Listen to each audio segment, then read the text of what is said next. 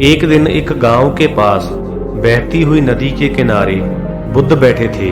किनारे के पास पत्थरों की भरमार थी, पर छोटी सी वह नदी अपनी तरल धारा के कारण आगे बढ़ती जा रही थी। बुद्ध ने विचार किया कि यह छोटी सी नदी अपनी तरलता के कारण कितनों की प्यास बुझाती है, लेकिन भारी भरकम पत्थर एक ही स्थान पर पड़े रहते हैं और दूसरों के मार्ग में बाधक बनते रहते हैं। वो सोच रहे थे कि दूसरों के रास्ते में बाधा डालने वाले कभी आगे नहीं बढ़ पाते, परंतु जो दूसरों को सद्भाव और स्नेह देता है वह स्वयं आगे बढ़ जाता है।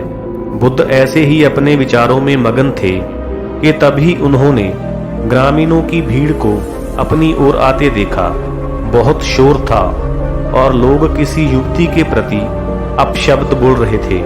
तथागत ने देखा कि लोग उस युवती को घसीट कर ला रहे थे और उसको गालियां भी दे रहे थे।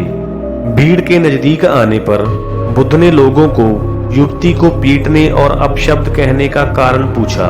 लोगों ने कहा कि यह स्त्री व्यभिचारी है और हमारे समाज का नियम है कि यदि ऐसी स्त्री पकड़ी जाए तो उसे पत्थरों से पीट कर मार डालना चाहिए।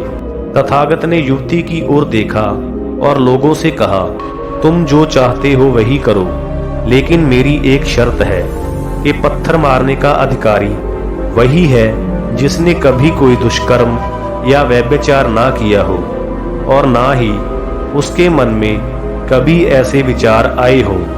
इतना कहकर तथागत शांत हो गए। चारों ओर मौन था।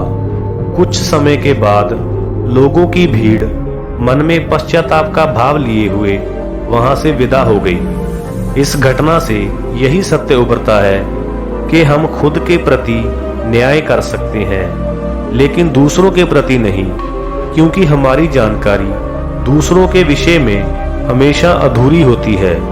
यदि हम किसी के प्रति न्याय करना चाहते हैं तो उसके साथ इस तरह प्यार और स्नेह का व्यवहार करना चाहिए कि वो खुद ही अपने दोषों को स्वीकार कर ले और फिर से उनको ना दोहराने का व्रत ले।